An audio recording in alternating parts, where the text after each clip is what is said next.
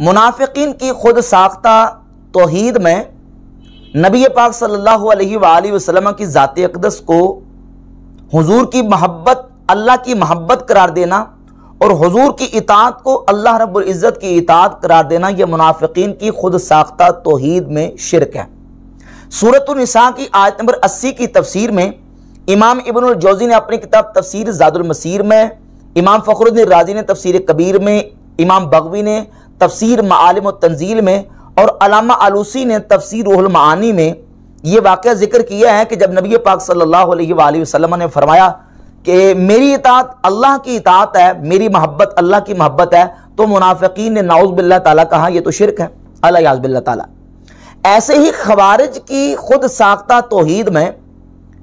اللہ کے بندوں کو حاکم مقرر کرنا یا حاکم تسلیم کرنا یہ شرک ہے،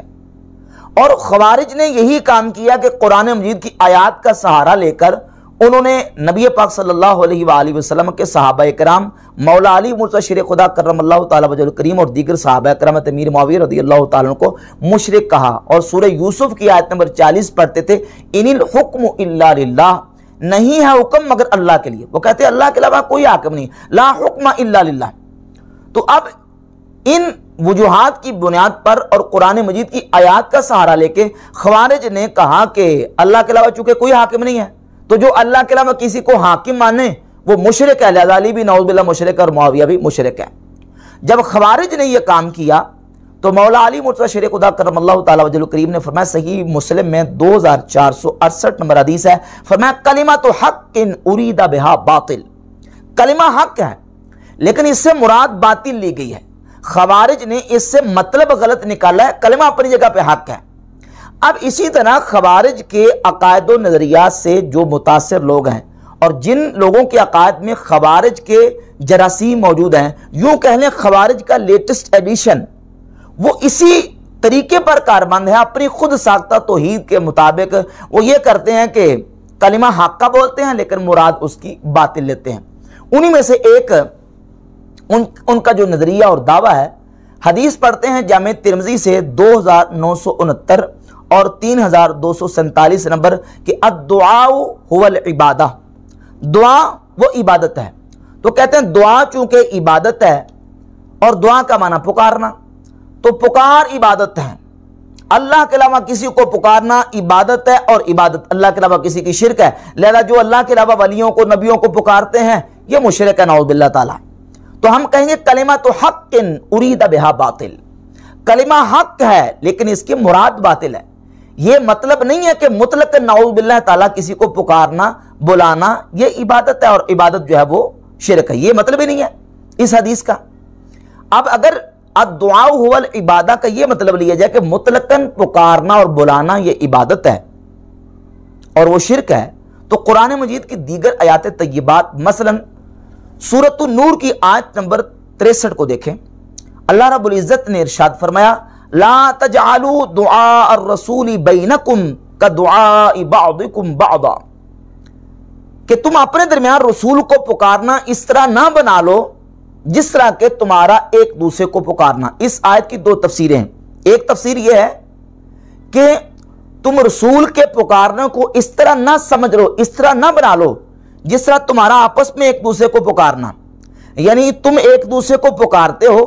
تو جب تمہیں ایک کوئی دوسرا بندہ پکارتا ہے بلاتا ہے تو دل کرے بات سن لی، دل کرے بات نہ سنی۔ فرمایا کہ رسول کے پکارنے کو اس طرح نہ بنا لو، بلکہ رسول جب تمہیں پکاریں تو فوراً تم رسول کی جو بلانے پر پکارنے پر لبیک کہتے ہوئے حاضر ہو جاؤ۔ ایک تفسیر یہ ہے، اور دوسری تفسیر یہ ہے کہ تم رسول کو اس طرح نہ پکارو جس طرح کہ ایک دوسرے کو پکارتے ہو، بلکہ القابات کے ساتھ تم نے رسول صلی اللہ علیہ وآلہ وسلم کو پکارنا ہے۔ تو اب دونوں تفاسیر کے مطابق، ایک تفسیر کے مطابق دعا کی نسبت ہو رہی ہے مومنین کی طرف، اور دوسری تفسیر کے مطابق دعا کی نسبت رسول کی طرف۔ دعا یعنی دعا رسول کا پکارنا، اور دعا رسول کو پکارنا، یعنی رسول کو مومنین پکاریں یا رسول مومنین کو پکاریں، دونوں صورتوں میں دعا کی نسبت یا مومنین کی طرف ہے یا رسول صلی اللہ علیہ وآلہ وسلم کی طرف ہے، تو پکارنا دونوں طرف سے پایا جائے گا۔ اب یہاں دعا کا لفظ بھی مذکور ہے، اور دعا کا لفظ اس آیت میں بالکل واضح طور پر لفظ دعا کلمہ دعا موجود ہے، اور دعا جو ہے یہ مصدر ہے، یہ یاد رکھیں۔ دعا ہی سے آگے سارے سیغے بنتے ہیں، ماضی کا، مضارع کا، امر کا، نہی کا، اسم فاعل کا، اور اس کی ماضی دعا ہے اور مضارع اس کا یدعو۔ دعا یدعو دعان، دعا یدعو دعان و دعوتن فهو داعن و دعی یدعا دعاء فذاک مدعو، اسی سے ادعو، اسی سے لا تدعو، تو دعا یدعو ادعو لا تدعو، یہ سارے کے سارے جو سیغے ہیں وہ اصل دعا سے بنتے ہیں، یعنی دعا کا معنی ہے پکارنا، بلانا، ندا دینا، کسی کو آواز دینا۔ تو اب اگر مطلقاً پکارنا، بلانا، ندا دینا نعوذ باللہ شرک قرار دیا جائے، تو پھر قرآن کی سورۃ النور کی آیت نمبر 63 میں جہاں مومنین رسول کو پکاریں یا رسول مومنین کو پکاریں، اس کا کیا کریں گے؟ اسی طرح ایک اور آیت سورہ آل عمران کی آیت نمبر 153 ہے، اللہ رب العزت فرماتا ہے وَالرَّسُولُ يَدْعُوكُمْ فِي أُخْرَاكُمْ، اسی دعا سے، دعا یدعو دعان و دعوتن سے، یعنی یدعو وَالرَّسُولُ يَدْعُوكُمْ فِي أُخْرَاكُمْ، اور رسول تمہیں پکارتے تھے تمہاری دوسری جماعت میں، تمہارے دوسرے گروہ میں۔ یہ جنگ احد کا واقعہ ہے کہ جب مشرکین نے ہٹ کے حملہ کیا، صحابہ اکرام رضی اللہ تعالیٰ عنہ میں سے بعض جو ہے نا وہ ٹھہر نہ سکے، تو وہاں سے جب صحابہ اکرام جو ہے نا وہ چلے گئے، تو اس موقع کو بیان کرتے ہوئے اللہ رب العزت فرماتا ہے وَالرَّسُولُ يَدْعُوكُمْ فِي أُخْرَاكُمْ، رسول تمہارے دوسرے گروہ میں تمہیں پکار رہے تھے، تمہیں بلا رہے تھے۔ اور اسی طریقے سے دیکھیں سورہ بقرہ آیت نمبر 260 میں اسی دعا سے امر استعمال ہوا۔ ابراہیم علیہ السلام کو اللہ رب العزت نے حکم ارشاد فرمایا کہ آپ چند پرندے لیں اور پرندوں کو لے کے سدائیں اپنی طرف، اور پھر ان کو ذبح کریں، اور ذبح کر کے ان کو مختلف پہاڑوں کے اوپر ان کا قیمہ اور ان کے جو ٹکڑے ہیں وہ پھینک دیں۔ ثم ادعوہن یأتینک سعیا، پھر ان کو پکاریں، ان ذبح کیے ہوئے بے جان جانوروں کو، جو پرندوں کو آپ نے ذبح کر دیا ہے، بے جانوں کو، اور ذبح کیے ہوں کو، مذبوحہ ان پرندوں کو جو نا وہ ذبح ہو چکے ہیں، ان کو پکاریں، اور پکاریں گے تو پھر وہ دوڑے ہوئے آپ کی طرف آ جائیں گے۔ اب یہاں حکم دیا جا رہا ہے کہ ادعوہن یأتینک سعیا، ان کو پکاریں اور وہ دوڑے ہوئے آپ کی طرف آ جائیں گے۔ تو یہاں نعوذ باللہ تعالیٰ ابراہیم علیہ السلام کا پرندوں کو پکارنا اور اللہ رب العزت کا ان کو حکم دینا ابراہیم علیہ السلام کو کہ پکارے، تو یہ عبادت بن جائے گا نعوذ باللہ تعالیٰ، یا یہ شرک ہوگا؟ ہرگز نہیں، بلکہ ایسا نہیں ہے۔ الدعاء هو العبادہ جو حدیث ہے، اس حدیث کے اندر دعا کے اوپر الف لام لگا ہوا ہے، اور الف لام جب آتا ہے اس کی مختلف اقسام ہیں۔ الف لام استغراقی، الف لام جنسی، الف لام عہد حضوری، عہد ذہنی، عہد خارجی۔ اب سوال یہ پیدا ہوتا ہے کہ یہاں جو الف لام ہے الدعاء کے اوپر، وہ کون سا الف لام ہے؟ اگر اس الف لام کو الف لام استغراقی قرار دیں اور یہ معنی لیں کہ ہر قسم کی تمام جو پکارنا ہے، بلانا ہے، وہ عبادت ہے اور وہ شرک ہے، تو اس حدیث کا ہرگز یہ مطلب نہیں ہے، بلکہ اس میں جو الف لام ہے وہ عہد کا ہے۔ جیسے سمجھیں سورہ المزمل کی آیت نمبر 15 اور 16 میں اللہ رب العزت نے جہاں موسیٰ علیہ السلام اور فرعون کا ذکر کیا، تو کہا کہ ارسلنا الی فرعون رسولا، ہم نے فرعون کی طرف رسول کو مبعوث فرمایا۔ فعصا فرعون الرسولا، فعصا فرعون الرسولا، پس فرعون نے رسول کی نافرمانی کی۔ اب یہاں الرسولہ کے اوپر جو الف لام ہے، یہ الف لام عہد کا ہے۔ یہ معنی نہیں ہے کہ فرعون نے سارے رسولوں کی مخالفت کی یا نافرمانی کی، بلکہ ایک خاص رسول کی، اور وہ کون سے ہیں؟ حضرت موسیٰ علیہ السلام۔ تو یہاں الرسولہ جو رسولہ ہے، اس کے اوپر الف لام عہد کا ہے۔ الدعاء هو العبادہ، دعا عبادت ہے، دعا کے اوپر الف لام ہے عہد کا۔ معنی یہ ہے دعاء اللہ هو العبادہ، یعنی اللہ کو پکارنا اور اللہ سے دعا کرنا، یہ عبادت ہے۔ مطلقاً پکارنا عبادت نہیں ہے۔ اگر مطلقاً پکارنا عبادت ہے تو سورہ نور کی آیت نمبر 63 میں ہے کہ رسول تمہیں پکاریں یا رسول کو تم پکارو، تو ایسے نہ پکارو کہ جس طرح तुम एक दूसरे को पुकारते हो। और इसी तरह सूरत अल-बकरा की आयत नंबर 260 में और सूरह आल इमरान की आयत नंबर 153 का मैंने हवाला पेश किया है कि उनमें जो दुआ है और यदउ और उदउ के सीगे इस्तेमाल हुए हैं कि रसूल तुम्हें पुकार रहे थे और इब्राहीम अलैहिस्सलाम को फरमाएगा कि तुम परिंदों को पुकारो। तो ये नौज़ुबिल्लाह पुकारना जो है वो इबादत बन जाएगा, ऐसा नहीं है,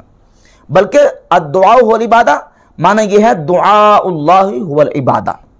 कि अल्लाह रब्बुल इज़्ज़त को पुकारना, अल्लाह रब्बुल इज़्ज़त से दुआ करना, यह इबादत है। तो जब बंदा अल्लाह रब्बुल इज़्ज़त को अपना माबूद, अपना खालिक और अपना मालिक और अपना इलाह समझ के उसको पुकारेगा और उसकी बारगाह में जब जो है वो दुआ करेगा, तो ये दुआ करना इबादत है। और कई मकामात पे दुआ का माना जो है वो यदउ और दआ का माना जो है वो इबादत के मानों में भी इस्तेमाल हुआ। कई मकामात पे जिस तरह की ये जो खवारिज हैं वो आयात लेके आते हैं जिसमें है कि ला तदउ, और ला तदउ का माना यहाँ करते हैं कि ला तदउ का माना है कि मुतलकन पुकारना, हालांकि मुतलकन पुकारना नहीं है, बल्कि वहाँ वो पुकारना मुराद है जो किसी को अपना माबूद और इलाह समझ के पुकारा जाए। और उसका मुफस्सिरीन ने तर्जमा किया है तदऊना ए ताबुदूना। मसलन तफसीर तबरी, इमाम अबू जाफर मोहम्मद बिन जरीर तबरी की तफसीर तबरी उठाकर देख लें, उसमें सूरह फातिर की आयत नंबर 40 के अंदर जो तदऊना का कलिमा इस्तेमाल हुआ, तो वो तफसीर करते तदऊना ए ताबुदूना, यानी वो जिनको तुम पुकारते हो, यानी जिनकी तुम इबादत करते हो। तो तदऊना का माना क्या है? ताबुदूना, यानी इबादत करना। और बाकी रह गई एक बात पुकारने की, तो मुतलकन पुकारना इबादत नहीं। सैयदना फारूक आज़म रज़ियल्लाहु ताला की ज़ात अक़दस मदीना शरीफ में मौजूद हैं और मकाम नहामंद पर लड़ने वाला उनका लश्कर जो कुफार के मुकाबले में आया और कुफार हमला करने ही वाले थे कि हज़रत उमर फारूक रज़ियल्लाहु ताला अन्हु ने अपने लश्कर के सिपहसालार सारिया को आपने बुलाया और पुकारा दूर से। मदीना शरीफ में रहते हुए खुतबे के दौरान इराक में लड़ने वाले लश्कर के सिपहसालार को कहा, या सारियल जबल, ए सारिया पहाड़ की तरफ, पहाड़ की ओर लो, पहाड़ की तरफ हो जाओ। तो हज़रत उमर ने पुकारा और बुलाया और निदा दी। अगर निदा देना पुकारना दूर से शिरक है नऊज़ुबिल्लाह ताला, तो हज़रत उमर ने क्या किया? और ये रिवायत भी बिल्कुल जो है ना वो सही है और कम अज कम दर्जा हसन की रिवायत है, और इस रिवायत को बड़े बड़े आइमा मुहद्दिसीन ने जो है वो हसन करा दिया है। मसलन ये रिवायत इमाम बैकी ने अपनी किताब दलाइल नबुव्वा में, और इसके अलावा इमाम बैकी ने अपनी किताब अल इत्तिकाद में, और अल्लामा हिबतुल्लाह अल-लालकाई ने शुर उसूल इत्तिकाद अहले सुन्ना में इस रिवायत को बयान किया। इमाम इब्न हजर अस्क़लानी ने अल इसाबा फी तमयीज़ सहाबा की जिल्द 1 सफ़ा नंबर 675 पे इसको जिक्र करके इसको हसन लिखा।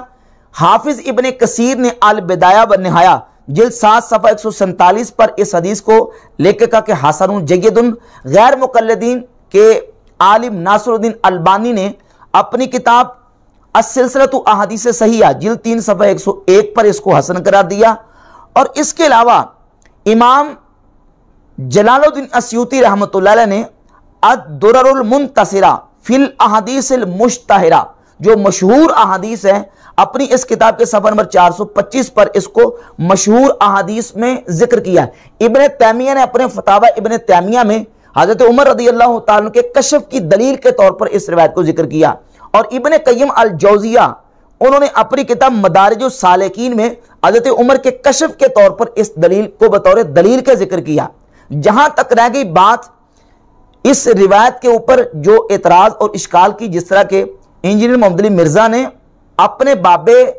ज़ुबैर अली ज़ई की इत्तिबा में और अंधी तकलीद में कहा कि यह रिवायत जाली है, ज़ईफ़ है, हालांकि यह रिवायत जो है बिल्कुल कम अज कम दर्जा हसन की है। और वो एतराज़ और इश्काल क्या है? वो इश्काल ये कि इस रिवायत में मोहम्मद बिन अजलान रावी मुदल्लिस है और वो उनके साथ रिवायत कर रहे हैं, लिहाजा ये रिवायत सही नहीं है, ज़ईफ़ है।